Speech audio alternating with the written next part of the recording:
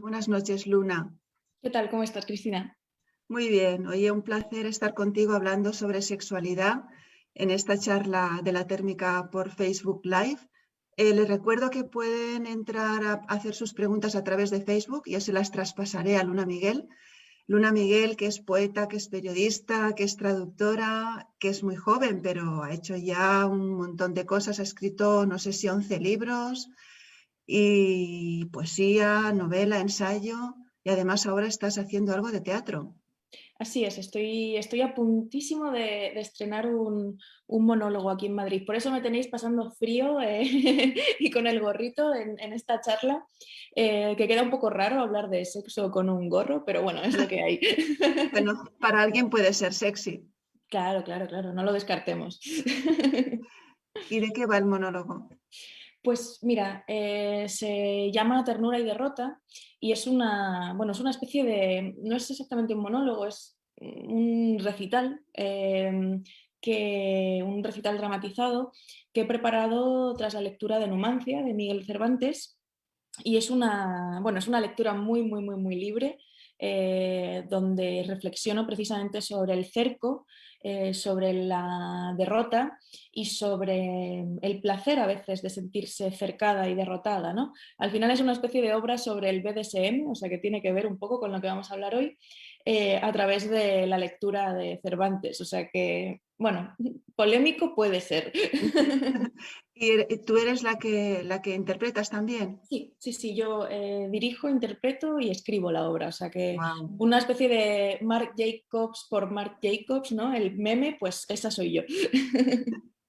Pues felicidades. Muchas gracias. Realmente eres una transgresora en todos los sentidos. Y hablando de sexualidad, que es el tema que nos interesa hoy, pues yo lo que conozco de ti más en profundidad es tu ensayo Caliente, Ujú. en el que hablas sin tapujos de la sexualidad femenina, del placer femenino sobre todo, de lo que nos han robado en la historia de la mujer, porque ha sido visto siempre el placer como algo oscuro y algo que no teníamos derecho a experimentar, ¿no? ¿Cuál Sí, es tu exacto. punto de vista? Sí, yo creo que sobre todo ya no solo el placer, sino empezando por por los propios inicios, ¿no? Una descubre la sexualidad con una misma, ¿no? Todos descubrimos primero la sexualidad con nosotros mismos. Entonces ese autoplacer, yo creo que tanto en el caso de las mujeres como incluso creo que hasta en el de los hombres, ¿no?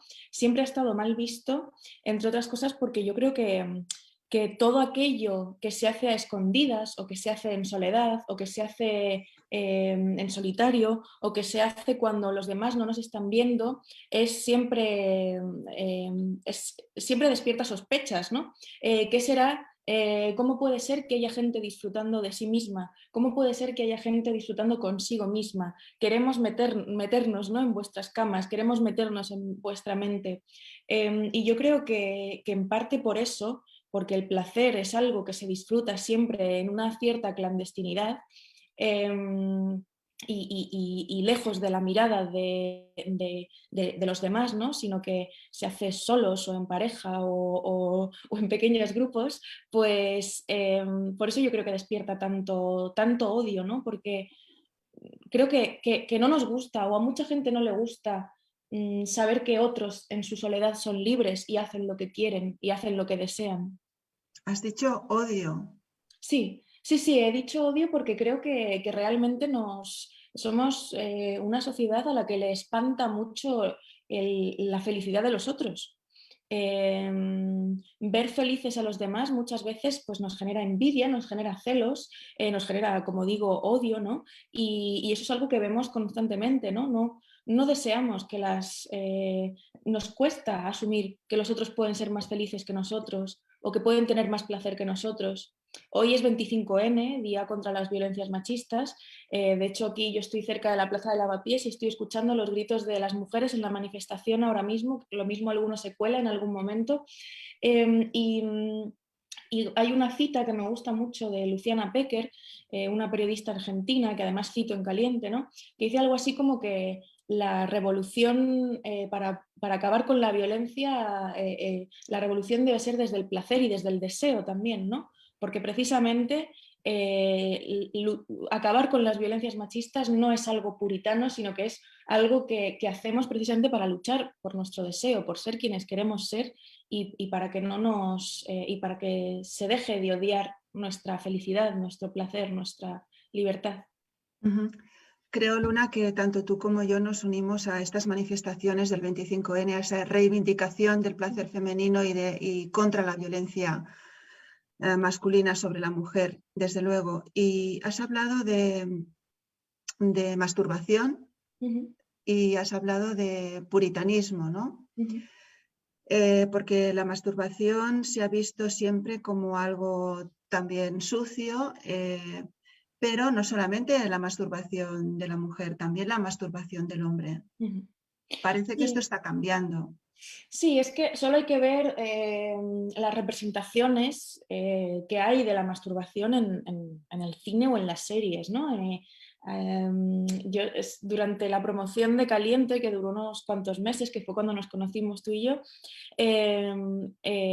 pensaba mucho en películas tipo American Pie y demás, ¿no? Que al menos Sí. en mi quinta crecimos, ¿no? Con este tipo de documentos audiovisuales donde la figura del pajero era graciosa, pero también era ridícula, ¿no? Como yo creo que esto, o sea, directamente la masturbación de las mujeres no existía, o la masturbación de los cuerpos de mujeres cisgénero no existían, pero la del pajero existía y además daba risa, ¿no? Entonces yo entiendo que si a mí como adolescente, viendo este tipo de películas, primero mi masturbación desaparecía y luego la masturbación de los hombres me aparecía como una cosa de la que me tenía que reír, era como o sea, incluso el que puede hacerlo lo está haciendo mal. Esa era un poco la idea, ¿no? Sí, Que sí, parecía que se se le transmitía. ridiculiza.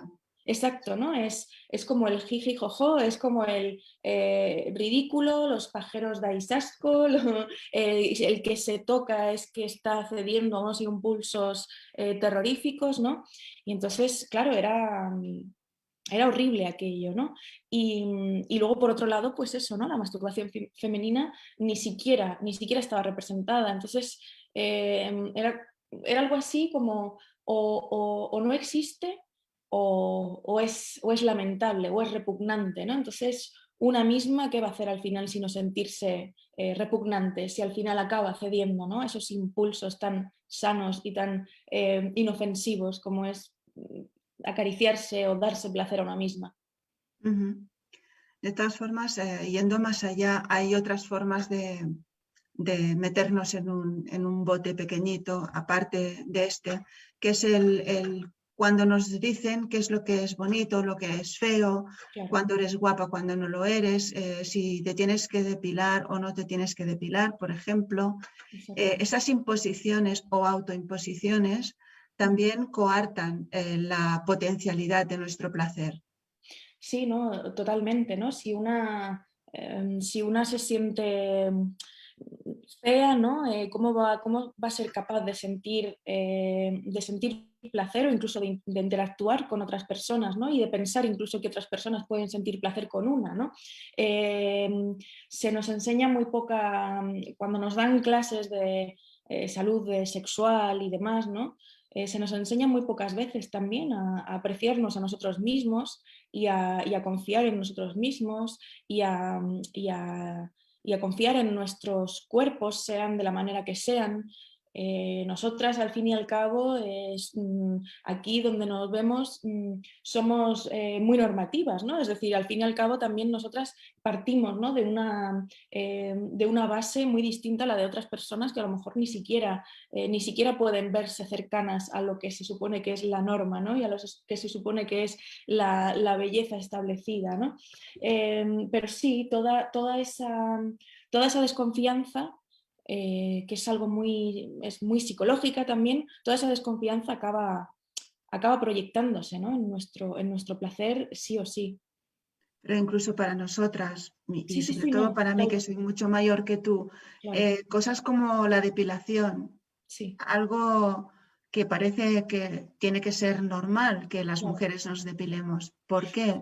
Es una sí, imposición de una mirada masculina sobre un cuerpo infantilizado, desde exacto. mi punto de vista. Claro, es que el tema de la edad también es muy importante, ¿no? Parece que ahora que hablábamos de la representación de la masturbación masculina más o menos en los años 90, principios de los 2000, imagínate ya cuando ahora empiezan a salir cosas, ¿no? Y anuncios del Satisfyer, de no sé cuántos, y parece que la masturbación de las tías es mucho más visible en las series, en los anuncios, en cine y demás, y literatura.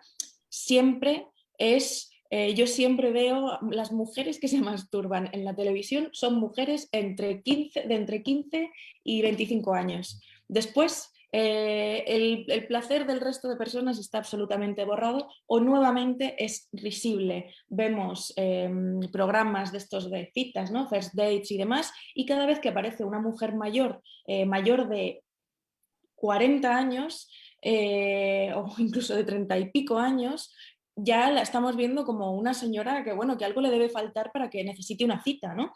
Lo mismo con las aplicaciones, ¿no? Las aplicaciones de ligue, siempre se habla, ¿no? De ese mundo de las cuarentonas. Es como, bueno, ¿y el mundo de los cuarentones qué? O sea, quiero decir, que por qué tenemos como que ridiculizar siempre a personas por la edad que tengan, ¿no? Porque tenemos que asociar el placer y la sexualidad y la vida sexual de una a esa edad. Yo siempre digo y es algo de lo que me he ido dando cuenta en los últimos años, yo ahora tengo 31, y me he dado cuenta de que siempre hablamos del despertar sexual, es decir, nos centramos como en la preadolescencia o en la adolescencia, ¿no? En ese despertar sexual, pero nunca hablamos de los sucesivos despertares sexuales que hay después, en las otras etapas de la vida y en las otras edades, ¿no?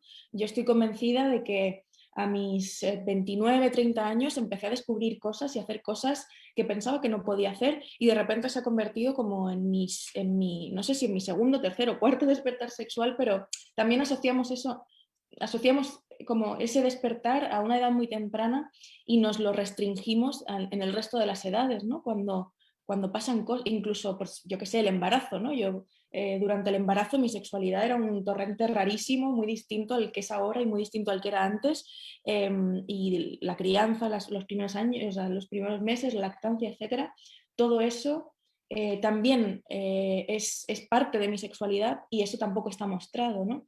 Entonces sí, cada vez que hablamos de sexo ponemos cuerpos hermosos, cuerpos muy normativos, cuerpos blancos la mayoría de las veces, cuerpos depilados y cuerpos excesivamente jóvenes, y eso pues de alguna manera obviamente se nos acaba metiendo aquí y nos acaba haciendo proyectar muchas cosas. Está claro que la sexualidad abarca desde el nacimiento toda la etapa de la persona hasta la muerte incluso. Pienso que la sexualidad o el sexo y la vida están ligados indisolublemente y esa visión tan restrictiva de la sexualidad a una etapa concreta y a un tipo de cuerpo es una mirada violenta de la sexualidad, y una mirada que para mí, desde mi punto de vista, se ejerce desde un patriarcado, porque ¿qué es lo que hipotéticamente le gusta al hombre hipotético? Pues le gusta a la mujer joven y le gusta un tipo de cuerpo. Es como que el deseo masculino ha forzado esa mirada restrictiva sobre la sexualidad humana. Sí, además eso también acaba restringiendo a los mismos hombres, ¿no? Quiero decir, el hecho de que cuántas veces se habrán burlado o se habrán burlado de sí mismos o se habrán dudado de sí mismos cuando les gusta una persona que no entra dentro de esa norma, ¿no? Es decir, hay como unos códigos que incluso cuando la persona que pertenece al grupo más privilegiado de este planeta, que incluso cuando esa persona se da cuenta de que a lo mejor esos códigos no le funcionan, eso también es una restricción para él y eso también es el peso del patriarcado sobre él, ¿no? Y sobre Sí. ellos. Entonces es muy frustrante, ¿no? Porque al final ¿Cómo se cambia todo esto, ¿no? ¿Cómo se modulan estas dinámicas? ¿Cómo se reducen estos dolores, estas imposiciones? Yo creo que un poco desde la honestidad también y desde la transgresión y también desde las ganas de probar otras cosas, ¿no? Y también mirar a los otros sin reírnos de ellos, sin burlarnos de ellos, mirar la sexualidad de los demás.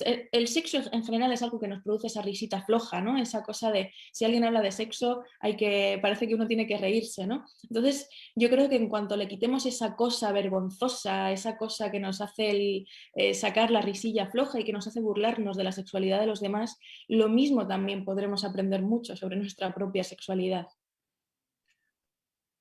Sí, estoy de acuerdo contigo, porque además es que la sexualidad está llena de prejuicios en todos los sentidos. Antes hablabas de la invisibilidad de la sexualidad en los mayores, ¿no? Eso no deja de ser un edatismo, una discriminación por edad.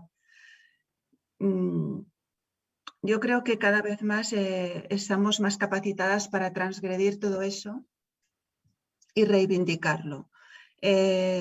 En tu libro, en tu ensayo caliente, hablabas de una experiencia tuya amorosa, de un corazón roto, en definitiva, y cómo eras capaz de superar esa experiencia, por ejemplo, con la masturbación, o sea, dándote placer a ti misma para satisfacerte, ¿no? Esto es muy interesante. Hemos hablado antes de la masturbación, pero me gusta ese punto de vista de que la sexualidad bien empleada ayuda a superar, a ser más feliz, a pasar a otra etapa. Sí, a ver, yo no soy sexóloga y no sabría cómo definir perfectamente todas estas cosas, pero sí que es verdad que para mí era un punto de partida también narrativo, ¿no? Es decir, al fin y al cabo yo soy escritora y tengo que contar una historia, ¿no? Y incluso como periodista, ¿no? Porque yo creo que Caliente es eso, es un ensayo novelado o una novela ensayada, nunca sé cómo definirlo. A mí esta historia, ¿no? De mezclar la investigación sobre la masturbación en la literatura, sobre todo la literatura escrita por mujeres, ¿no? A lo largo de los siglos, y la historia propia me ensamblaba muy bien y me ayudaba también a darme cuenta de eso, ¿no? de que los placeres solitarios, ya fuera la lectura, la masturbación, etcétera, eran fundamentales para aprender a estar solo. Y aprender a estar solo, aprender a estar sola, era fundamental para aprender a curar esas cicatrices, ¿no? que quedan en un corazón que ha sido... ha sido quebrado y que es un corazón quebrado al fin y al cabo, sino una metáfora o una imagen que lo que hace es representar una decepción, una ruptura, un momento de tránsito entre un estado y otro, ¿no? Amoroso. Un corazón roto no es más que una metáfora, incluso a veces pienso que hasta fea, ¿no? Es como, no tiene ningún sentido, ¿no? Esa metáfora, Bueno, por mucho que... sí, Por quizá ha mucho que quedado se un haya... poco exagerada, es exagerada Sí, sí. o ya digamos que desde tu nuevo punto de vista yo creo que ya ha quedado anticuada, ¿no? Porque Sí, sí, romper el corazón, nadie te puede romper el corazón. exacto. Sí, como dice Bad Bunny, yo ya lo tenía roto, ¿no? Ya venía roto de casa, el corazón, ¿no? Bueno, el caso es que para mí el poder hablar de los placeres solitarios, y entiéndase eso como se quiera entender, ya sean sexuales o ya sean intelectuales, me parece que era una manera también de hablar de eso, ¿no? De las distintas etapas que uno puede experimentar cuando, hasta llegar a darse cuenta de que a lo mejor no hay corazones rotos, ¿no? De que a lo mejor simplemente son cambios y que hemos incluso romantizado las rupturas. No solo se romantizan las relaciones, el matrimonio, la familia, la amistad, incluso muchas veces, sino que se romantiza y se exagera hasta el momento de la ruptura, ¿no? Como si una ruptura fuera un antes y un después en la vida de las personas, ¿no? pudiese formar parte de un crecimiento también, ¿no? Y de una transformación de una misma, incluso de la propia relación que se rompe, ¿no? Hay relaciones que se rompen y siguen, pero siguen manteniéndose por otras vías, ¿no? Y siguen manteniéndose por otras cuestiones. Nos preocupa mucho esos corazones rotos, pero nos preocupa menos entender por qué dos personas han dejado de ser amigas o por qué.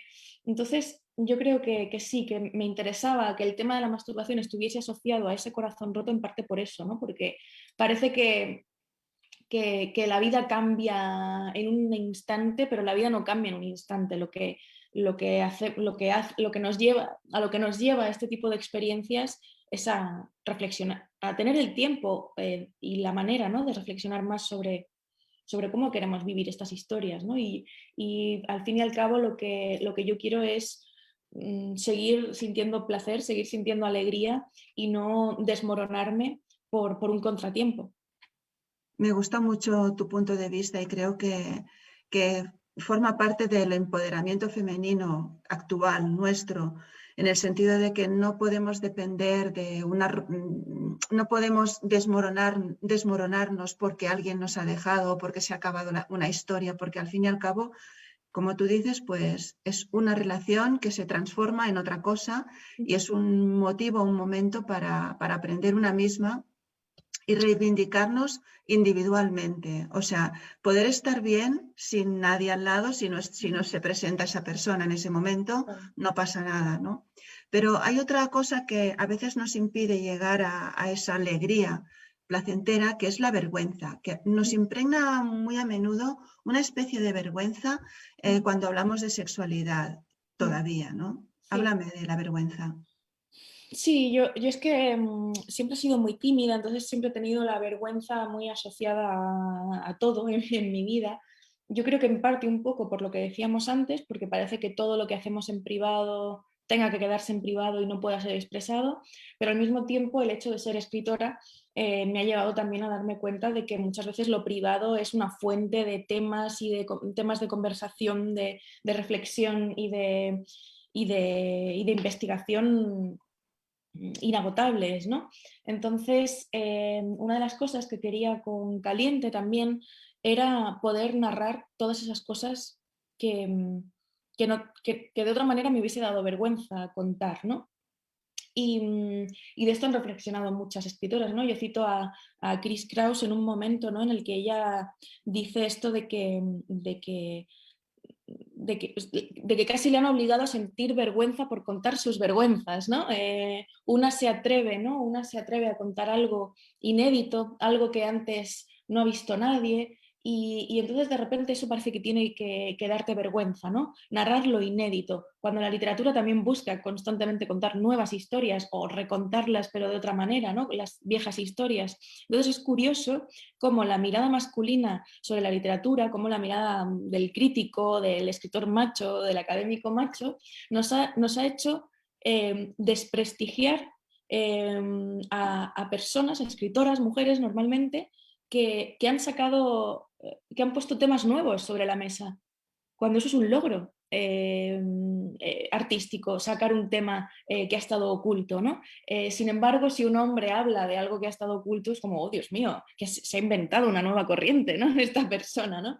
Entonces, el hecho de que nos hagan sentir vergüenza por contar cosas que parecían vergonzosas, que en realidad son temas nuevos y visiones nuevas y frescas y diferentes de la vida y de la historia, ¿no?, del ser humano, pues de repente te das cuenta de que, joder, de que estás súper jodida, ¿no? Porque no solo no van a reconocer lo novedoso que has hecho, sino que encima te van a hacer sentir triple vergüenza por ello, ¿no?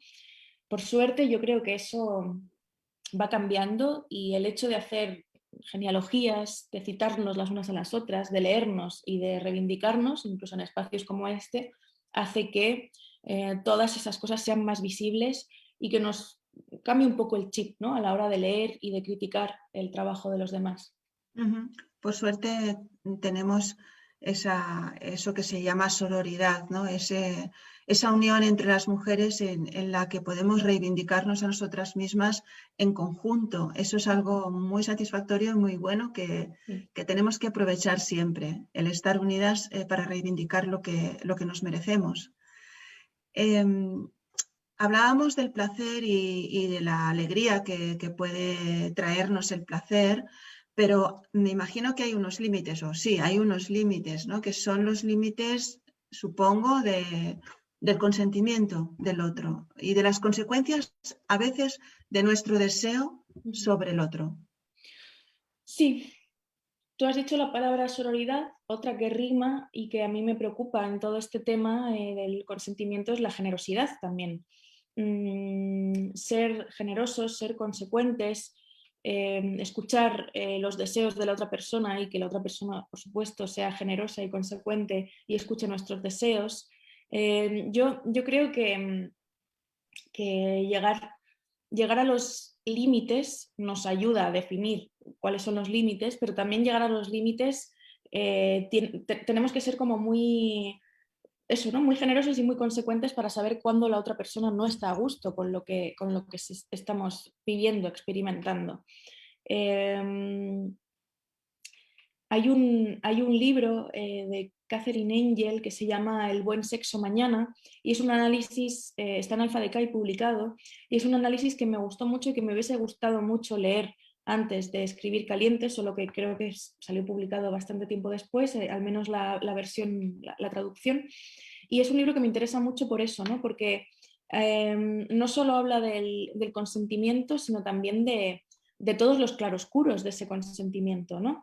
De todas las veces en las que el consentimiento también puede ser negativo, el concepto que tenemos de ese consentimiento, porque al final la responsabilidad siempre recae sobre las mujeres también, ¿no? La responsabilidad del consentimiento siempre cae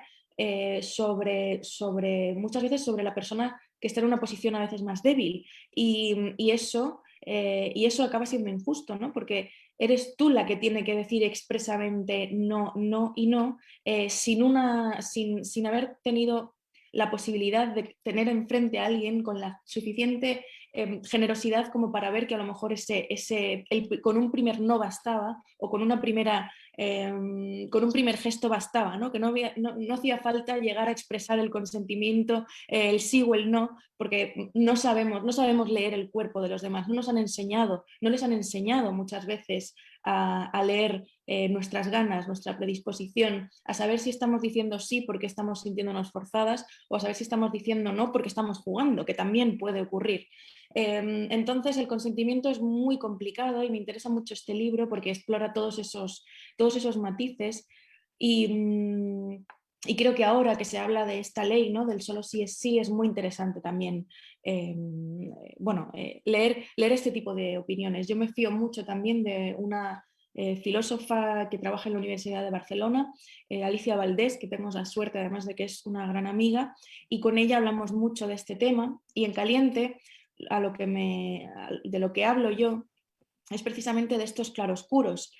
Hablo de una situación en la que con un hombre mayor al que yo le consiento, con el que yo consiento tener una relación de adolescente, años después me doy cuenta de que ese consentimiento era papel mojado porque yo no conocía lo que era aquello que estábamos haciendo. Y entonces sin conocimiento, sin conocer los límites, sin conocer el placer, sin conocer tu propio cuerpo, sin tener herramientas, ¿cómo vamos a consentir? ¿Cómo podemos ser una sociedad en la que se esté hablando del consentimiento constantemente si no hay una formación previa, si no hay una educación sexual digna para niños y para adolescentes? ¿Por qué no existe esa formación tan necesaria? Pues porque seguimos siendo, porque lo he visto en compañeros, lo he visto en el propio colegio de mi hijo. Tampoco queremos, o sea, nos da miedo que nuestros hijos reciban educación sexual digna, porque hablar de sexo a los niños de repente es como una locura, ¿no? Y parece que está prohibidísimo. Y es como, pero si no les enseñamos desde el principio si no conocen, ¿cómo van a consentir? Les decimos desde muy pronto, no te vayas, no te juntes con esos, y a ellos está mal violar a chicas, pero es que tampoco les hemos enseñado cuáles son todos los pasos previos, ¿no? Entonces, por eso, bueno, yo me entiendo mucho con este tema del consentimiento, porque me parece que es muy difícil hablar de consentimiento en una sociedad en la que no hay conocimiento. Sí, tienes toda la razón. Es un tema muy delicado, es un tema muy complejo realmente. Luego ocurre lo que hemos visto recientemente como esta sentencia de un juez que ha dejado absuelto a unos violadores, a una manada de violadores que tenían 19 y 20 años, porque la chica tenía 13 y considera que estaba en la misma altura evolutiva Ya. que sus violadores, ¿no? Bueno, no, o sea, yo ahí no me quiero meter porque al final nos llevan a la cárcel a nosotras hoy por decir lo que pensamos de algunos jueces en este estado. Pero sí, ¿no? Es que todo empieza por ahí, ¿no? Todo empieza, todo el terror. Creo que todas las historias de terror sexual empiezan cuando a los niños les privamos de tener una educación en ese sentido, ¿no? Les enseñamos a reciclar, cosa que nosotros no hacemos. Les enseñamos a cuidar a los animales, cosa que tampoco hacemos. Les enseñamos a escribir y a leer, cosa que tampoco hacemos los adultos muchas veces. Les enseñamos a tantas cosas que no hacemos, y precisamente una de las cosas que sí hacemos no les enseñamos cómo se hace. Es curioso, ¿no? Que el sexo sea un tabú tan grande para la gente joven, cuando está tan presente y es tan complejo y es tan definitivo en nuestras vidas. Ujú. Nos da vergüenza enseñarles a los niños lo que Exacto. es el sexo. Otra vez la vergüenza. Mm.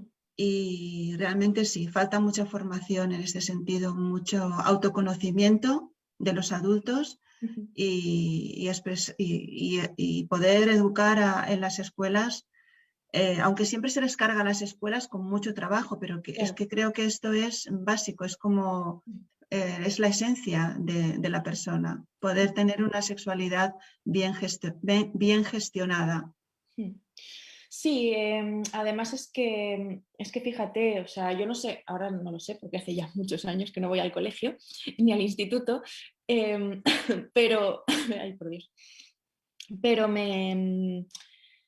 me acuerdo de mis clases cuando venían a enseñarnos cosas al colegio, bueno, sobre todo al instituto, hacíamos dos cosas. Una, aprender a abrir tampones, y dos, aprender a poner condones en una especie de pene de plástico horroroso, ¿no?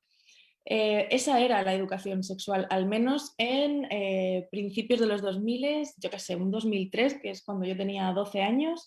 Eso era lo que se hacía en nuestro instituto público, además un instituto público de un barrio bien de Almería, es decir, un lugar más o menos tranquilo y privilegiado donde eh, nos enseñaban eso, que a nosotras nos venía el dolor y que nosotras teníamos que poner el plastiquito en la polla, ¿no? Era como, ustedes no tienen que hacer nada, chavales, todo les está pasando a ellas, son ellas las que están cambiando, son ellas las que tienen la responsabilidad de que vosotros os pongáis el condón, son ellas las que tienen el dolor. A ellos no les enseñaban a abrir unas compresas. Y luego, o sea, ¿cómo es posible, ¿no? Que nosotras, ¿no?, tengamos la responsabilidad de poner el plástico en la polla y ellos no tengan ni siquiera la responsabilidad de, o la, no sé, sí, la responsabilidad de saber lo que es una compresa y para qué sirve, ¿no?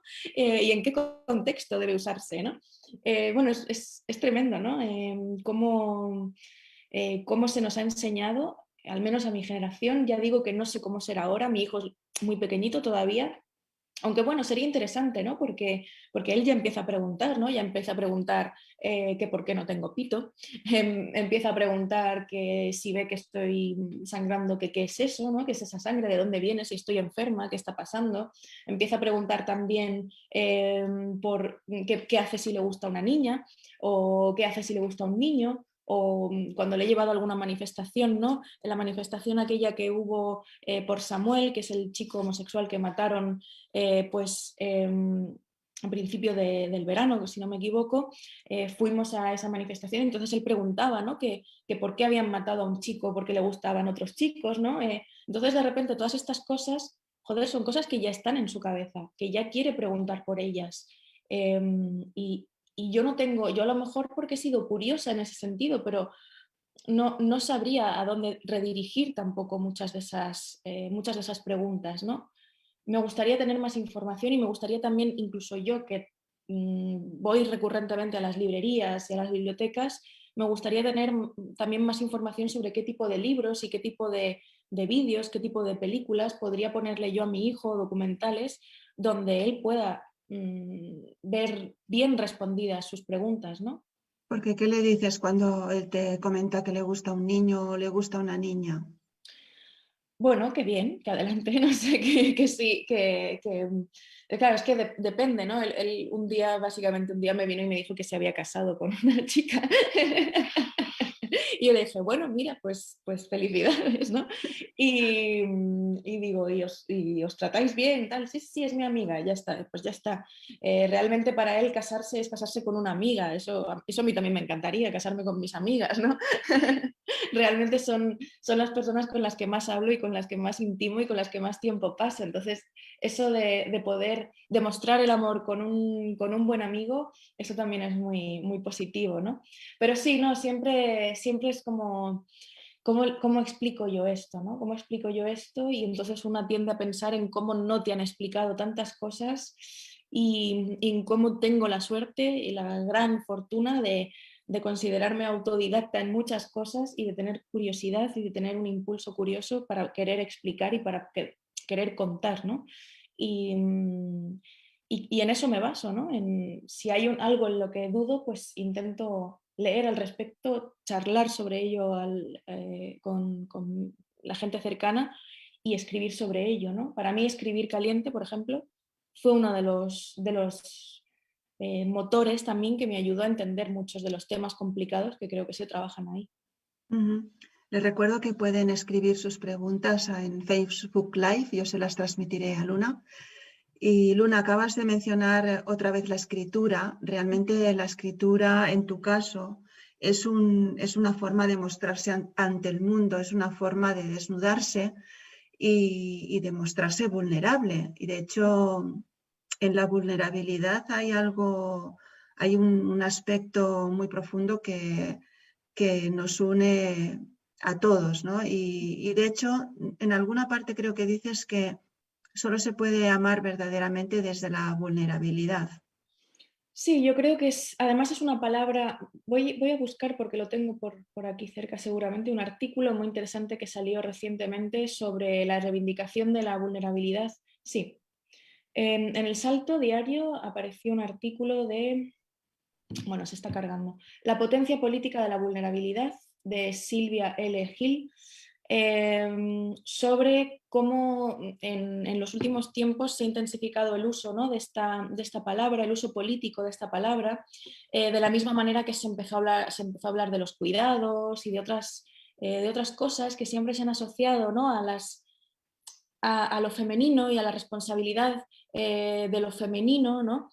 Cuando en realidad son conceptos que deben ampliarse mucho más, ¿no? Y que deberían usarse no solo para restringirlos, ¿no? a lo femenino, sino para cuestionar todos los espacios, ¿no? de nuestra vida. Palabras eso como cuidados, como vulnerabilidad, como conciliación, eran cosas que parecía que estaban asociadas solo a nosotras y que de repente tienen peso, ¿no? Incluso en las instituciones, ¿no? Entonces sí, yo creo que la vulnerabilidad es importante, ¿no? Porque nos ayuda, como he dicho antes, a saber qué necesitamos también y a saber qué nos puede dar el otro. Y cuando entendemos las vulnerabilidades del otro, también sabemos qué le podemos dar a ese otro, ¿no? Entonces, yo creo que compartir vulnerabilidad.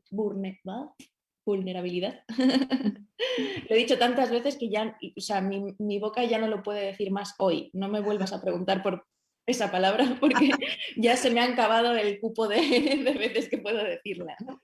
Pero bueno, sí, yo creo que compartirla es hermoso y me he dado cuenta con mis relaciones, tanto sentimentales como amistosas, como sexoafectivas, me he dado cuenta de que es una de las cosas más, bueno, una de las piedras más importantes, ¿no? de la construcción, ¿no? de todas esas relaciones.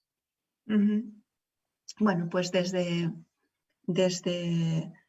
la debilidad de cada uno, por así decirlo, porque en realidad todos tenemos una debilidad intrínseca que escondemos con nuestras máscaras, pero solo desde esa debilidad podemos amar verdaderamente, ¿no? Quitándonos las máscaras con las que vamos por la vida y nos identificamos, ¿no? Y supongo que una de estas máscaras debe ser la máscara de la heterosexualidad, ¿no? Ujú. Que es la que ha venido rigiendo todas nuestras relaciones desde tiempos inmemoriales. Esa ya está cayendo porque hay otras formas de relacionarnos fuera de la heterosexualidad. Ujú. Sí, bueno, yo creo que todo esto se lo debemos, le debemos tanto al colectivo, que bueno, y es que llamarlo colectivo es como empequeñecerlo, ¿no? Pero le debemos tanto a las corrientes LGTB, porque durante tantos años y siglos han estado luchando por visibilizar otras maneras de relacionarse, otras maneras de asumir nuestras sexualidades que si no llega a ser por todas estas corrientes, pues estaríamos muy atrás todavía, ¿no?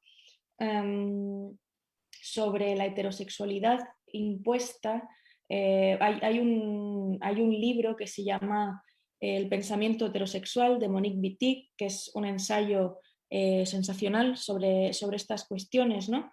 Ella fue una filósofa francesa, lesbiana, que además cuestionaba también hasta las ideas, ¿no? de Simone de Beauvoir en algunos de sus momentos.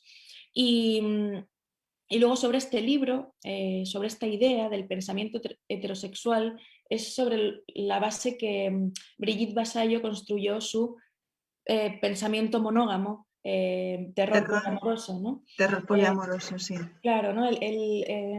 Por un lado tenemos, ¿no? ese cuestionamiento al pensamiento heterosexual en Monique Wittig y muchos años después tenemos el cuestionamiento al pensamiento monógamo de Brigitte Vasallo y yo creo que antes hablábamos de hacer guías y brújulas de lectura, estas dos lecturas pueden ayudar mucho, ¿no? a quien quiera profundizar, ¿no? sobre estas cuestiones y sobre lo que, bueno, sobre esas críticas tan bien hechas y tan bien trabajadas, ¿no? a esos dos sistemas que han conformado nuestra vida sentimental desde los inicios. Sí, que han predominado.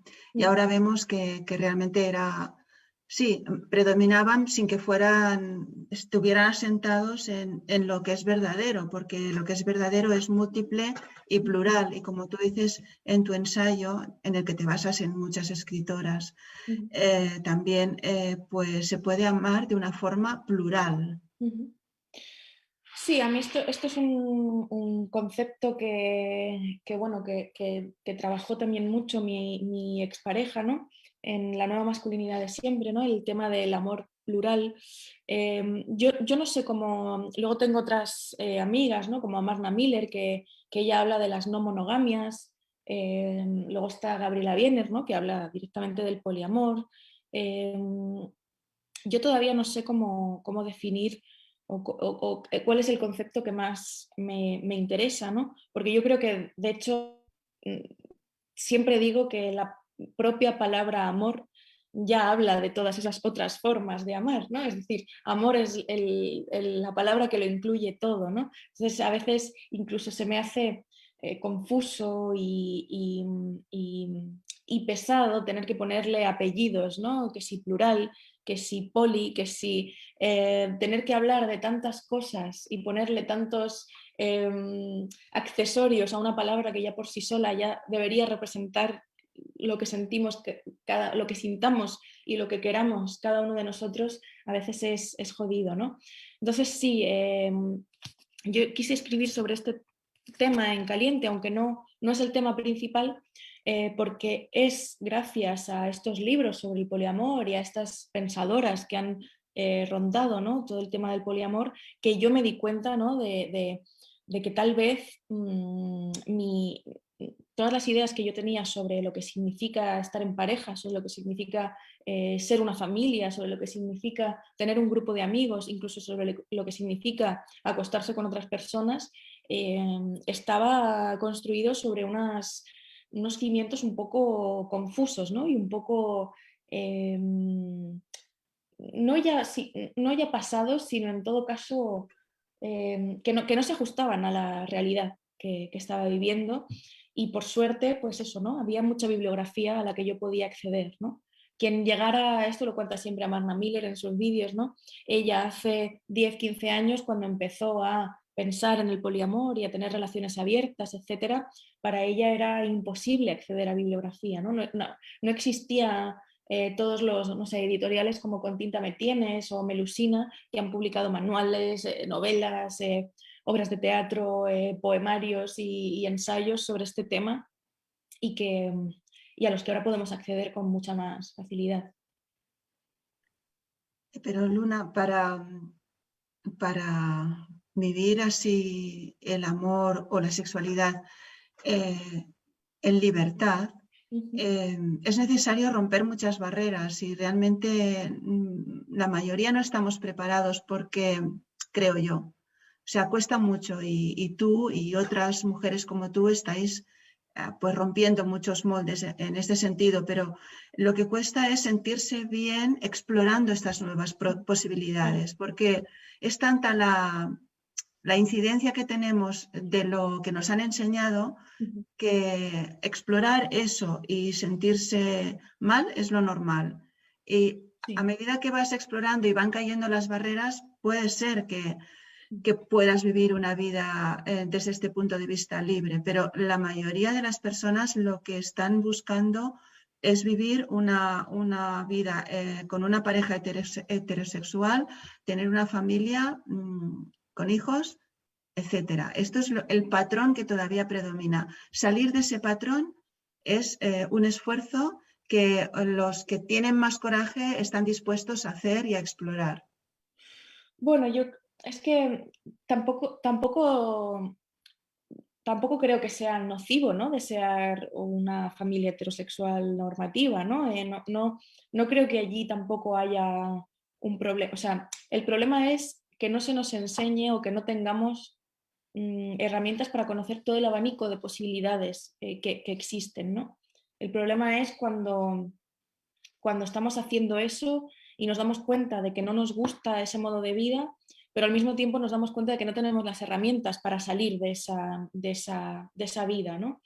De la misma manera que a lo mejor puede haber quien tenga relaciones abiertas o poliamorosas que a lo mejor de repente tampoco le funcione de esa manera, ¿no? O sea, quiero decir, es como, no sé, o sea, es como si... Es que no sabría qué otro ejemplo, qué metáfora loca poner ahora mismo, porque estoy un poco cansada de todo el día hablando en el teatro, pero cada uno, o sea, tenemos distintos momentos, no tiene por qué gustarnos todo en todo momento. Yo hay veces en las que me siento muy cómoda estando sola, hay veces en las que me siento muy cómoda estando en pareja, y hay veces en las que me siento muy cómoda conociendo a gente nueva, diferente. Y hay veces en las que a lo mejor quiero volver al estadio en el que yo estaba tranquila sola, ¿no? Quiero decir que creo que uno de los grandes errores y de los grandes problemas es que creemos que todo es siempre para toda la vida. Deseamos tanto la estabilidad cuando la vida es de por sí inestable que de hecho por eso nos sorprende tanto, ¿no? Que haya tantas posibilidades en el mundo, ya sea en cuanto a la sexualidad, en cuanto a lo laboral, en cuanto a... Es decir, nos han enseñado a que tenemos que ser estables en todos estos ámbitos, cuando a lo mejor la estabilidad puede ser otra cosa, ¿no?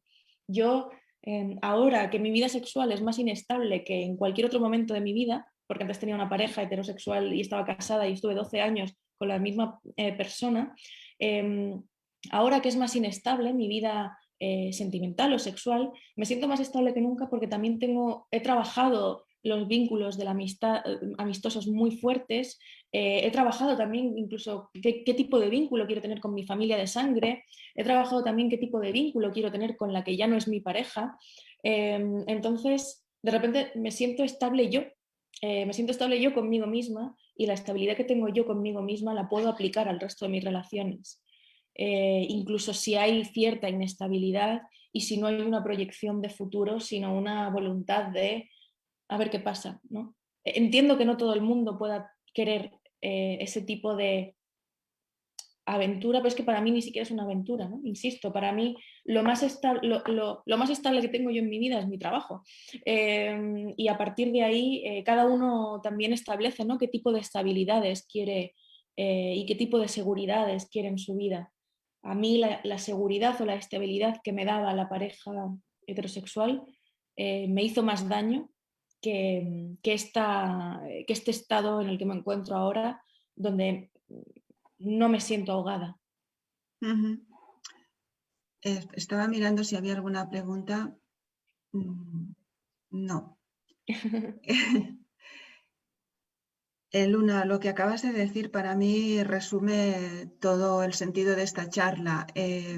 Cuando uno está bien, cuando una se encuentra a gusto consigo misma, todo fluye de otra forma distinta. Y es cuando una puede entender lo que significa amar. Antes también lo has dicho, la palabra amor lo contiene todo. No hace falta definir tantos qué tipo de amor, o si es amistad, o si es amor de pareja, etcétera. Estamos cansadas de poner rótulos a lo que es amor, que el amor es lo que emana de nosotros de forma natural y lo que podemos dar a las personas que nos rodean de forma fluida y sin proyecciones de futuro y sin garantía de seguridad, porque tú lo has dicho también, todo es inestable, ¿no? O sea, aprendamos a vivir en la inestabilidad y aprendamos a vivir en el amor a todo el mundo, ¿no? Sí, sí, yo creo que precisamente esa generosidad, esa empatía, esa sororidad, si queremos llamarla así, esos cuidados, esa vulnerabilidad, son muchas de las piezas que ayudan a que lo inestable del mundo, ¿no?, nos permita seguir viviendo, ¿no?